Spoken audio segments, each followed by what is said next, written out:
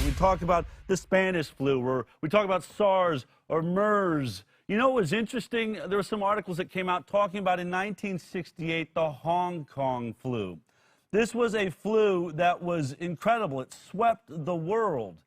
It even infected whales, apparently, as headlines as we looked back at it.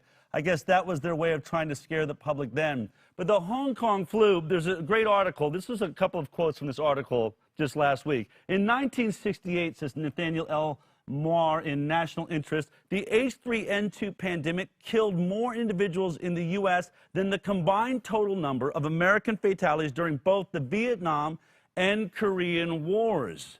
It ultimately killed 100,000 people in the U.S., mostly over the age of 65, and 1 million worldwide. This happened, folks. Lifespan in the U.S. in those days was 70, whereas it is 78 today. Population was 200 million as compared with 328 million.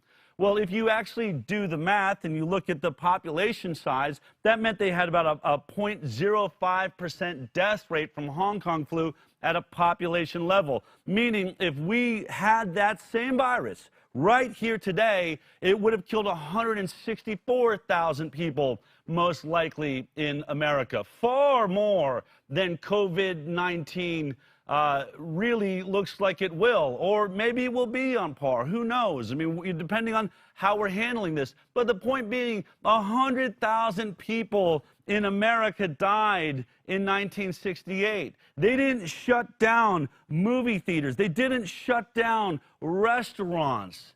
You know, we didn't destroy the economy of the United States of America, and other nations didn't either. We weren't in lockstep that that was the way. We didn't really even, practice social distancing, as it's exemplified by perhaps one of the most famous gatherings of humanity in history. I'm talking about a little rock concert that went on during the Hong Kong flu called Woodstock. That's right. Nearly 500,000 people gathered in one farm. And, not only were close to each other, rainstorms, mud, sleeping next to each other, hugging each other, kissing, and God knows what other kind of fun things took place there. All of this was going on during one of the greatest pandemics we'd ever seen. And yet the story is not, oh my God, those disgusting hippies, got so many elderly killed. How many of them died? Oh, God forbid those people that were in those rock concerts, those rock and roll people and those bands should be held accountable.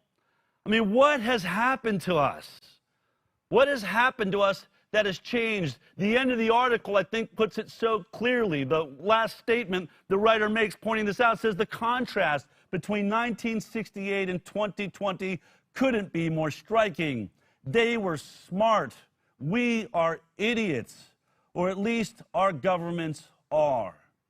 I think about my own parents were actually staying in a little cabin in Mount Tremper, New York, just down the road from Woodstock while it was taking place. I grew up with the stories of my hippie parents marching in Chicago, and I think about that generation that believed in a beautiful world, and, we think of the musical Hair, and dreaming about this idea of the age of Aquarius, a new age, a more evolved and expanded thought system. And I think about the generation that came out of there, the doctors and lawyers of the baby boomers that perhaps had a dream to change the world, many of them liberal, many of them with ideals. And I wonder, how did we get here?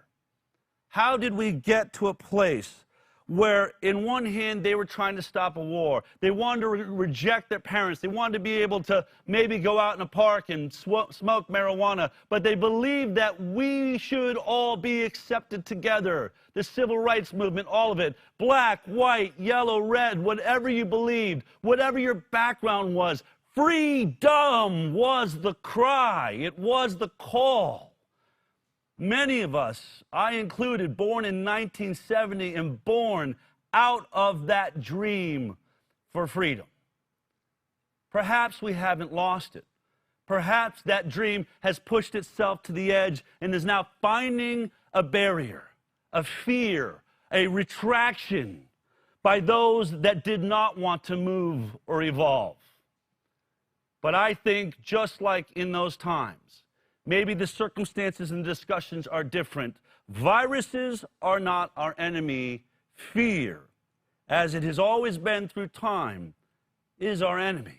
If you like that clip, then be sure to check out our live broadcast of The High Wire every Thursday morning at 11 a.m. Pacific Time. You can watch it on Facebook, YouTube, iTunes, and Twitter. We'll see you there.